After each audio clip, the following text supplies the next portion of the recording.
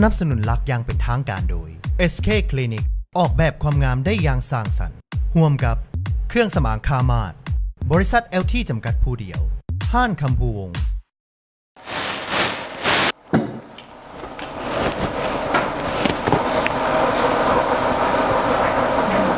ในขณะที่ไอ้กำลังยืนอยู่ต่อหน้านางแบบและนายแบบของลาวซูเปอร์โมเดล 2017 ทั้งหมดนี้จะมีเพียงแต่1หญิงและ1ชายที่สิเป็น The Winner ของแคมเปญ Presenting Yourself กับเครื่องสำอางคามาดและผู้ชนะก็จะได้รับกิฟต์เซ็ต Ketidor AA Series Cream and Cushion เอาไปใช้เป็นเวลา1 ปีพร้อมกันนั้นก็ยังมีกิฟต์วอลเชอร์จาก SK Clinic สำหรับผู้ชนะเป็นรางวัล1,200,000 กีบและน้องๆผู้ที่ชนะก็ยังจะมีโอกาสเข้าใกล้ที่จะเป็นเดอะวินเนอร์ของโครงการลาวซูเปอร์โมเดล 2017 พร้อมกันนั้นก็ยังมีการเซ็นสัญญาเป็นนายแบบมืออาชีพกับโครงการเป็นเวลา1 ปีและอ้ายก็จะเอิ้นสื่อของคนที่ดีที่สุดออกมากอง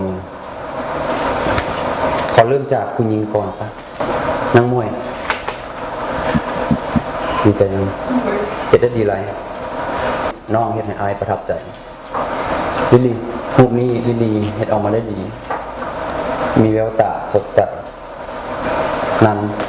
กับมุมนี้อ้ายประทับใจน้องเป็นคนที่หน้า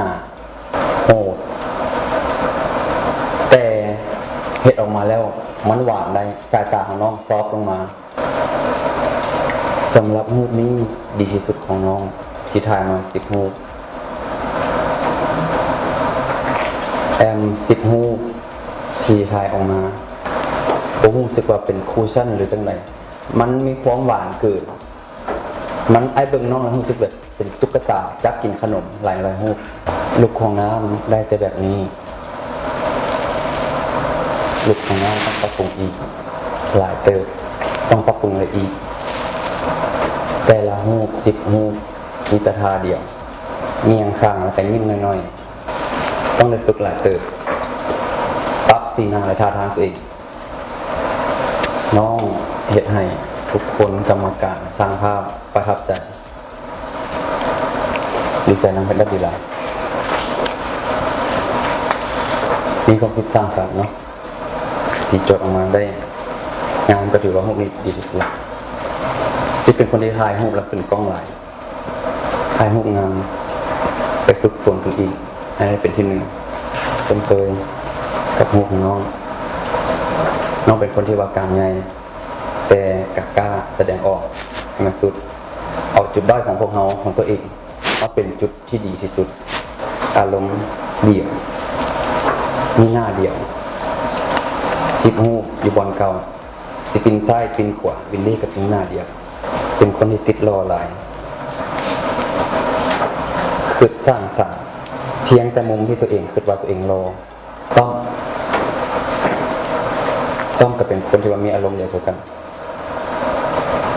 คันมีหลายสีสันให้พวกอ้ายเลือกพวกอ้ายคือสิให้เจ้าเป็นที่1ที่2ที่3และผู้ที่อ้ายจะเอิ้นชื่อเป็นต่อไปนี้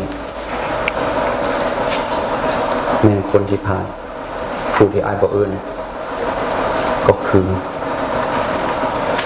ไปฝึกฝนใหม่จริงๆไปฝึกขึ้นเสร็จจากนี้จะมีก็ต้องฝึกหลายครั้งฝึก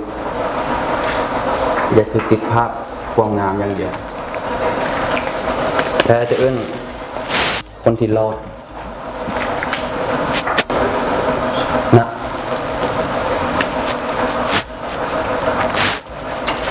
น้อยมีตัวเนาะความเป็นอย่างขั้นตอนปรับปรุงให้หลายขึ้น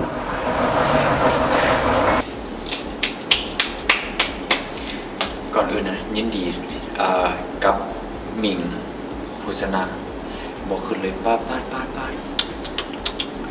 เก่งหลายพ พัฒนาเป็นคนเงียบๆตายเอาออกมาถ่ายรูปแต่ละรูปนะขึ้นหมดเลยได้จนเลือกบ่ถูกนักมวยหลังจากที่เป็นแบบในภาพแบบคาแรคเตอร์เป็นสาวหมอลำที่เคยเห็นจากแคมเปญก่อนๆอยู่ซื่อๆแล้วผลักดันตัวเองขึ้นมาแบบเบิ่งคือแบบ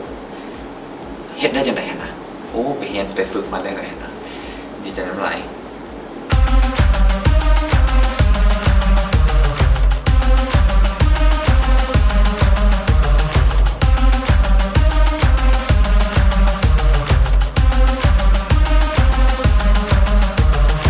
สนับสนุนหลักอย่างเป็นทางการโดย SK Clinic ออกแบบความงามได้อย่างสร้างสรรค์ร่วมกับเครื่องสมางคามาดบริษัท LT จำกัดผู้เดียวห้านคำภูวงศ์